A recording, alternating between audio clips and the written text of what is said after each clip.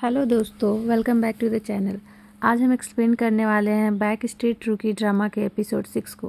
पिछले एपिसोड के लास्ट में हमने देखा था एक लड़की सैजविल को पीछे से मार के गिरा देती है और वो बेहोश हो जाती है। अब यहाँ से हम एपिसोड 6 को कंटिन्यू करेंगे। ये वही लड़कियाँ होती है जिसको सैजविल ने बार में मारा था। सैजविल को मारने के बाद वो लोग बहुत डर जाती है कि कहीं सैजविल मर तो नहीं गई, इसलिए वो लोग जल्दी से वहाँ से भाग जाते हैं। पर सब कुछ वहाँ के सीसीटीवी में रिकॉर्ड हो गया रहता है। दायुन जब स्टोर जा रहा होता है तब रास्ते में वो उन्हीं लड़कियों को देखता है जो कि बात करते हुए जा रहे होते हैं कि उनको उसके सिर पे इतनी ज़ोर से नहीं मारना चाहिए था। अगर वो मर गई और सीसीटीवी फुटेज में वो रिकॉर्ड हो गया होगा तो वो लोग बच नहीं पाएंगे। ये सब सुनकर दायुन जल्दी से स्टोर पहुंचता है तो वहाँ सैजविल को ज़मीन पर पड़ा हुआ देखता है। इससे वो काफ़ी ज़्यादा परेशान हो जाता है। वो सैजविल को उठाने लगता है पर वो उठ ही नहीं रही होती है। काफ़ी कोशिश करने के बाद फाइनली सैजविल होश में आ जाती है। दायुन उससे पूछता है कि यहाँ पर क्या हुआ था और क्या वो ठीक है। सैजविल के पेट में उसी वक्त बहुत ज़्यादा पेन होने लगता है तो दायुन उसको हॉस्पिटल लेके जाता है।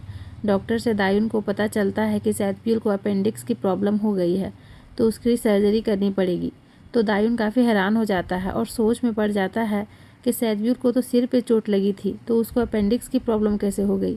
फिर दायुन अपनी मॉम को कॉल करता है और यहाँ हॉस्पिटल का सिचुएशन उनको बताता है और जल्दी से हॉस्पिटल आने को कहता है। उसके बाद हम दायुन को पुलिस ऑफिसर के साथ स्टोर में देखते हैं। वो लोग सीसीटीवी फुटेज देख रहे होते हैं। उन लड़कियों ने मास्क और हैट लगाया होता है जिसकी वजह से उनका फेस नहीं दिख रहा होता है।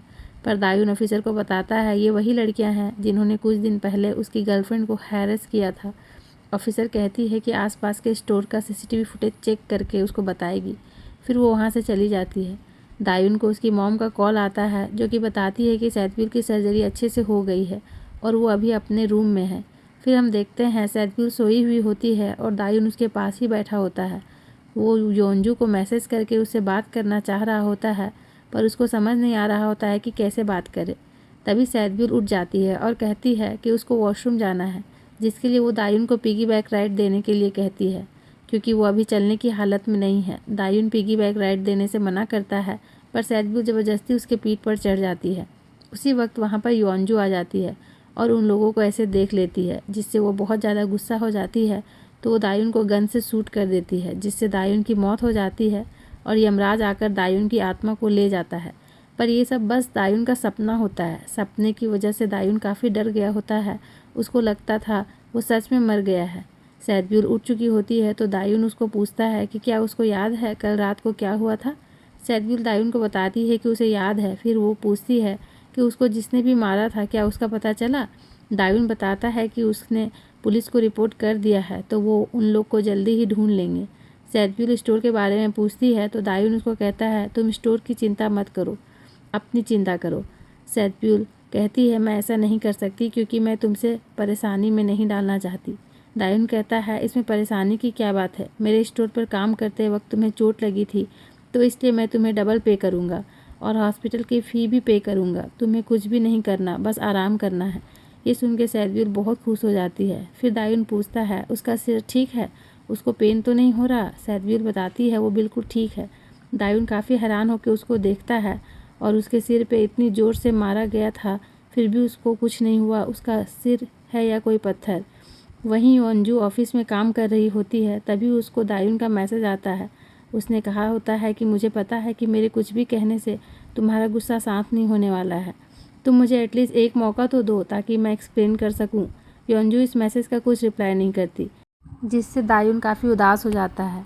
वहीं सैजविल हॉस्पिटल में होती है। उसको अपनी फ्रेंड से पता चलता है कि सियोबिन सेकेंड राउंड ऑडिशन के लिए गई है इसलिए स्कूल नहीं आई है। इससे सैजविल गुस्सा हो जाती है और सियोबिन के पास जाने के लिए नर्स से रिक्वेस्ट करने लगती है कि वो बस थोड़ी देर में आ जाएगी तो उसको हॉस्पिटल से जाने दे। तभी वहाँ पर दायुन आ जाता है और सैजविल को हॉस्पिटल से जाना चाहती है। ये सुन के उसको गुस्सा आ जाता है। वो गुस्से में कहता है अगर तुम ऐसा ही करने वाली हो तो घर चली जाओ। वो नर्स से कहता है आप इसे जाने दीजिए, तुम्हें जो करना है करो, मुझे अब कोई फ़र्क नहीं पड़ता। फिर वो वहाँ से चला जाता है। दायुन के गुस्सा करने पर सैजविल नहीं जाती है। सैजविल के फ्रेंड्स जब उससे मिलने स्टोर आते हैं तो स्टोर पर दालसिक काम कर रहा होता है। दालसिक उन्हें बताता है कि सैजविल अभी हॉस्पिटल में है। वो दोनों जल्दी से हॉस्पिटल पहुंचते हैं और सैजविल से उसका पता चलता है कि उसके साथ क्या हुआ था, वो हॉस्पिटल में क्यों है। योंजू ने जो दायुन को कॉल रिसीव नहीं कर रही होती है और ना ही उसके मैसेज का रिप्लाई कर रही है, इसलिए दायुन उससे मिलने के लिए उसके ऑफिस के बाहर उसका इंतज़ार कर रहा होता है।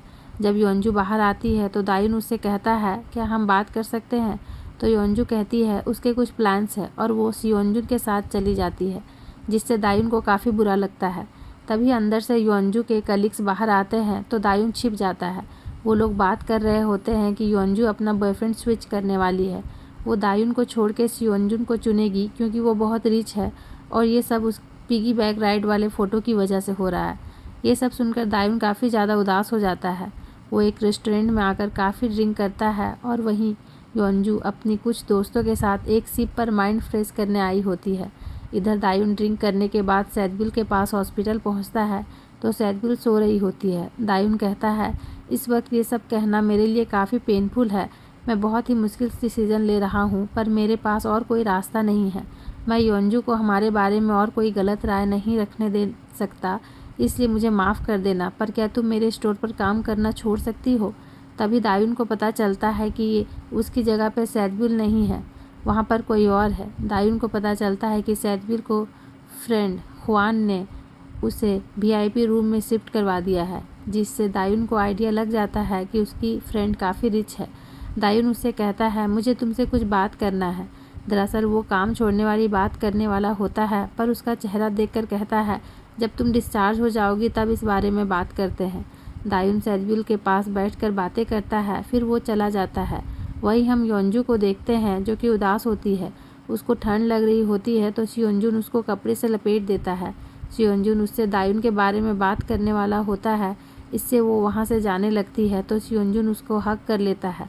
योंजू उसको छोड़ने के लिए कहती है तो योंजून कहता है बस इस बार एक दोस्त की तरह मुझे तुम्हें हक करने दो। हक करने के बाद योंजून कहता है आज एज अ फ्रेंड ये मेरा लास्ट हक था। तुम दायुन को डेट कर रही थी, इससे मैं खुश नहीं था, पर मैंने तुम्हारे डिसीज़न का रिस्पेक्ट किया, पर तुम्हें इस तरह सफ़र करते देख मैं अब ये नहीं करने वाला हूँ। योंजू उससे कहती है तुम अपनी हद पार मत करो, तो योंजून कहता है वो तो तुम हो जो कि अपनी हद पार कर रही हो, मैं तो बस तुम्हें वापस लाने की कोशिश कर रहा हूँ। योंजू कहती है मैं तुम्हें बहुत अच्छा दोस्त मानती हूँ और मैं तुम्हें खोना नहीं चाहती, तो योंजून कहता है तुम चिंता मत करो, तुम मुझे नहीं खोओगी। तुम अच्छे से इस बारे में सोचना कि तुम इस वक्त ये सब क्यों झेल रही हो, और मैंने जो कहा उस बारे में भी। फिर हमें हॉस्पिटल का सीन दिखाया जाता है। सैदबिल से मिलने जियूक आता है। वो सैदबिल के लिए फ्लावर्स भी लेकर आया होता है जो कि सैदबिल को काफ़ी पसंद आता है। वो सैदबिल से उसका हालचाल पूछता है, थोड़ी देर उससे बात करता है और वहाँ से चला जाता है क्योंकि उसकी मीटिंग है। कुछ देर बाद सैदबिल से मिलने दायुन की मॉम आती है। सैदबिल के बालों से स्मेल आ रहा होता है तो वो उसकी बालों को धो देती है। दायुन की मॉम उसको अपनी बेटी की तरह ख्याल रखती है जो कि सैदबिल को बहुत ही अच्छा लगता है। वो इमोशनल हो जाती है। फिर हम योंजू की मॉम को देखते हैं जो कि कुछ पेपर्स पढ़ रही होती है जिनमें दायुन के बारे में सभी इन्फॉर्मेशन लिखा हुआ रहता है। फिर योंजू की मॉम स्टोर आती है ताकि दायुन को देख सके, पर स्टोर पे दायुन नहीं होता है, उसके डैड होते हैं। तो योंजू की मॉम बहुत सारा सामान खरीदती है और उन सभी सामान को अपने घर पे डिलीवर करने को कह देती है। जब दायुन स्टोर पहुंचता है तो उसको पता चलता है कि उसको एक बहुत बड़ा ऑर्डर मिला है। फिर जब दायुन सामान डिलीवर करने जाता है तो उसको पता चलता है कि ये तो योंजू का घर है। वो काफ़ी ज़्यादा सोच में पड़ जाता है कि वो अंदर जाए या ना जाए। वो बहुत ज़्यादा नर्वस फील कर रहा होता है। फिर दायुन डिसाइड करता है वो अंदर जाएगा और ख़ुद को योंजू की मॉम से इंट्रोड्यूस करेगा। वो काफ़ी ज़्यादा हिम्मत करके सामान लेके अंदर जाता है। वो सामान रख के खुद को इंट्रोड्यूस करने जाता है तो योंजू की मॉम कहती है मुझे पता है तुम एक डिलीवरी गाय हो। ये सुन के दायुन हैरान रह जाता है। उसी वक्त योंजू भी घर आ जाती है और दायुन को देखकर शॉक्ड रह जाती है। योंजू की मॉम डिलीवरी के लिए दायुन को टिप्स भी देती है, पर योंजू कुछ भी नहीं बोलती, जिससे दायुन को काफ़ी ज़्यादा बुरा लगता है। वो पैसे लेके चला जाता है। योंजू की मॉम दायुन को घर बुलाकर योंजू को ये दिखाना चाहती थी कि वो एक स्टोर वाले को डेट कर रही है, जो उसके लिए सही नहीं है। इस हरकत की वजह से योंजू को अपनी मॉम पर काफ़ी गुस्सा आता है। योंजू बाहर आती है तो दायुन जा चुका रहता है, तो वो दायुन को कॉल करती है और कहती है तुम अभी कहाँ हो, क्या हम अभी बात कर सकते हैं। दायुन कहता है कि मैं अभी वापस नहीं आ सकता क्योंकि मुझे अभी स्टोर जाना है। योंजू कहती है मेरी मॉम की बातों पर गुस्सा मत मानना। दायून कहता है ऐसा कुछ भी नहीं है, उन्होंने हमारे स्टोर से इतना सामान खरीदा, इसके लिए मैं उनका शुक्रगुजार हूँ। मुझे लगा अगली बार खुद को इंट्रोड्यूस करना अच्छा रहेगा, इसलिए मैं वहाँ से चला आया। और लास्ट टाइम मुझसे जो गलती हुई थी उसके लिए प्लीज़ मुझे माफ़ कर देना। मैं अभी ड्राइव कर रहा हूँ तो हम बाद में बात करते हैं, बोल के दायून फ़ोन काट देता है। योंजू को समझ आ जाता है कि दायून को काफ़ी बुरा लगा है, इसलिए वो उससे मिलने स्टोर आती है। तो स्टोर पर उसकी मॉम होती है। योंजू उनसे पूछती है कि दायून इस वक्त कहाँ पर होगा। तो दायून की मॉम बताती है कि उनकी पार्ट टाइमर हॉस्पिटल में हॉस्पिटलाइज्ड है, तो वो वहीं पे गया होगा। दायून की मॉम को योंजू जानी पहचानी लग रही थी, तभी काउंटर पर फ़ोटो देखने के बाद वो जान जाती है ये दायून की गर्लफ्रेंड थी। दायून हॉस्पिटल में नहीं होता है तो वो एक रिवर ब्रिज में खड़ा होता है और अपने योंजू के रिलेशन के बारे में सोच रहा होता है। काफ़ी उदास होता है। योंजू उसको बार बार कॉल कर रही होती है पर दायून फ़ोन नहीं उठाता। योंजू हॉस्पिटल आती है तो वहाँ पर दायून नहीं होता है। योंजू सैदपुर से कहती है मैं और दायून 2 साल से डेट कर रहे हैं। हम दोनों एक दूसरे से एक बार भी नहीं लड़े थे जब तक तुम नहीं आई थी। तुम्हारी वजह से हम दोनों में बहुत सारी मिसअंडरस्टैंडिंग हो गई है। मैं यहाँ पर तुमसे वो कहने आई हूँ जो कि दायून नहीं कह पाएगा। मैं तुमसे रिक्वेस्ट कर रही हूँ कि प्लीज़ उसके स्टोर पर काम करना छोड़ दो ताकि हमारे रिलेशनशिप में और प्रॉब्लम ना हो। ये सुन के सैदपुर काफ़ी उदास हो जाती है और उसी वक्त वहाँ पे जीयूक आ जाता है। जीयूक को देखकर योंजू उससे पूछती है वो यहाँ पे कैसे। तो जीयूक बताता है वो सैदपुर का फ्रेंड है। जो जान के योंजू हैरान हो जाती है और वो वहाँ पर फिर चली जाती है। सैदपुर काफ़ी ज़्यादा सैड होती है, इस वजह से वो जीयूक के साथ कॉमेडी मूवी थिएटर में देखने आती है।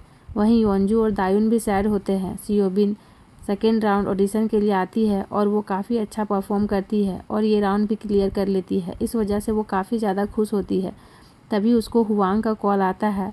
वो सियोबिन को बताती है कुछ लड़कियों ने उसकी बहन को मारा था, इस वजह से वो हॉस्पिटल में है। सियोबिन उसकी बातों पर यकीन नहीं करती है क्योंकि सैदपुर लड़ने में बहुत अच्छी है। तभी हुआंग उसको वीडियो क्लिप भेजती है जिससे उसको यकीन हो जाता है। वो उन लोग को पहचान लेती है और सोचती है ये तो वही लड़कियां हैं जो उसको बुली करती रहती थी। फिर हम सैदबीर को देखते हैं जो कि योंजू की कई बातों के बारे में सोच रही होती है। तभी वहाँ पर हुआंग आती है और कहती है मैंने सियोबिन को उन लड़कियों के बारे में बताया जिन लोगों ने तुम्हें मारा था, इससे वो गुस्सा होकर उन लड़कियों से लड़ने चली गई है। सैदबीर बहुत परेशान हो जाती है और पता करके वो जल्दी से वहाँ पर जाने लगती है। इधर सियोबिन उन लड़कियों के पास पहुँचती है और बोलती है तुम जब तक मुझे बुली कर रही थी तब तक मैं चुप थी, पर मेरी बहन को मारने की तुम्हारी हिम्मत कैसे हुई। वो उसको एक जोर का पंच मारती है जिससे वो लड़कियां गुस्सा हो जाती है। तभी वहाँ पर कुछ लड़के भी आ जाते हैं। सभी लोग सियोबिन को घेर लेते हैं पर उसी वक्त वहाँ पे सैदब्यूल आ जाती है। उन लोगों में फ़ाइट होता है। सैदब्यूल उन लड़कों को बहुत मारती है जिससे वो लोग वहाँ से चले जाते हैं। सैदब्यूल की बहन सैदब्यूल से डर के भाग जाती है। फिर हम सैदब्यूल को देखते हैं जब वो हॉस्पिटल आती है तो उसके रूम में उसके बेड पे दायून लेटा होता है। उसे देख के सैदब्यूल काफ़ी परेशान हो जाती है। अब दायून उस पर बहुत गुस्सा करेगा। सैदब्यूल एक पेशेंट है पर वो रिकवर होने के बजाय बाहर घूमने गई थी, इसलिए इस बात को लेकर दायून सैदब्यूल को काफ़ी डांटता है। सैदब्यूल योंजू की कही हुई बातों को याद करती है और दायून को देख रही होती है। तो दायून पूछता है तुम मुझे ऐसे क्यों देख रही हो। सैदब्यूल कहती है मुझे कुछ पूछना था। मैं उतनी बुरी नहीं हूँ जितना तुम मुझे समझते थे। मैंने सही कहा ना। तुम्हें किसी भी चीज़ को लेके मेरे बारे में अब मिसअंडरस्टैंडिंग नहीं होगी ना, और ना ही मुझ पर शक करोगे, सही कहा ना। दायून पूछता है वो अचानक से ये सब क्यों पूछ रही है, जिसमें सैदब्यूल कहती है उसको जवाब चाहिए। तो दायून कहता है उसको किसी भी चीज़ को लेके उस पर शक नहीं है। ये सुनने के बाद सैदब्यूल कहती है वो अब काम छोड़ना चाहती है, जो सुनकर दायून शॉक्ड रह जाता है। सैदब्यूल कहती है वो काफ़ी टाइम से काम छोड़ने के बारे में सोच रही थी। दायून को लगता था वो एक बुरी लड़की है जिसको वो ठीक करना चाहती थी, ताकि जब वो काम छोड़े तो कुछ भी सस्पिशियस ना लगे। अब दायून की सोच उसको लेके बदल चुकी है, इसलिए वो काम छोड़ रही है। पर असल रीज़न तो योंजू थी जिसने कहा था वो उन दोनों के रिलेशन में प्रॉब्लम खड़ी कर रही है। इस वजह से वो दायून के भले के लिए जॉब छोड़ रही है। पर दायून नहीं चाह रहा होता है सैदब्यूल काम छोड़े। वो सैदब्यूल से कहता है वो इसकी सैलरी थोड़ा बढ़ा देगा, पर सैदब्यूल नहीं मानती है। तो दोस्तों एपिसोड 6 के अंत में सैदब्यूल ने जो जॉब छोड़ने का फ़ैसला लिया है, क्या वो सच में कन्वीनियंस स्टोर छोड़ देगी, या एपिसोड 7 में कहानी में कोई ट्विस्ट आएगा। ये जानने के लिए अगला एपिसोड ज़रूर देखें। साथ ही लाइक एंड सब्सक्राइब करना ना भूलें।